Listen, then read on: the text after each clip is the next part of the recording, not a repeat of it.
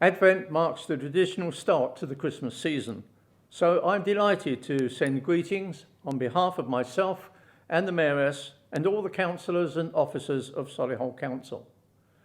Last year, of course, our celebrations were subject to many restrictions due to COVID, but the remarkable development of vaccines and massive rollout of the immunisation programme hopefully means that this year we're free to properly celebrate with our families and friends, something for which we are all thankful.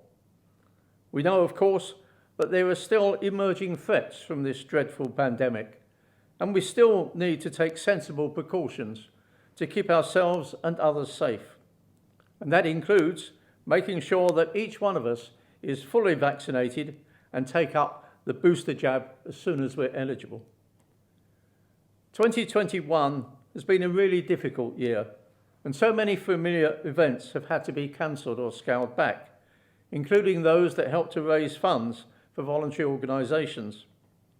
But despite those challenges, they've continued to provide outstanding service to support local need.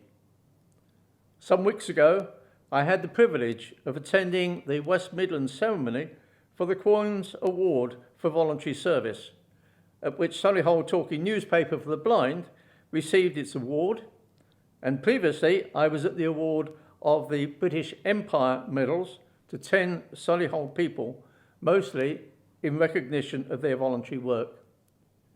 Without the fantastic network of voluntary organisations, life would be so much poorer in Solihull, and they all deserve our support for their work in the community. Whilst my first few months were spent sitting at home or attending virtual meetings by video call as Mayor, it's been great to start getting out to meet people again in person, and in particular to attend ceremonies around the borough as things begin to open up.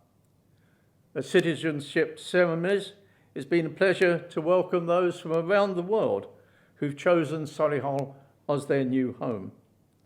Remembrance events have given us the opportunity to pay our respects and thanks for the sacrifice of the men and women who have died in the cause of justice and freedom.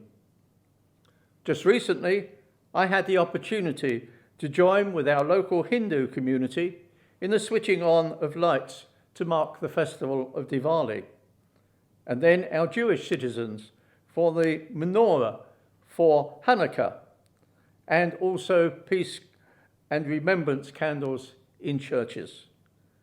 The common theme has been the significance of light to overcome darkness, and that's something we all need at a time when the world has been in a dark place with the devastation of a deadly virus, increased tension between countries, and the threat of climate change. But Christmas is also about bringing light into darkness. And as we follow the star and listen to the message of peace and goodwill, let us all share in the spirit of sharing, caring, and togetherness, remembering all those whose lives have been affected by the loss of loved ones, whose lives are affected by loneliness, disability, or illness. And let us all look forward with hope to a brighter and safer 2022.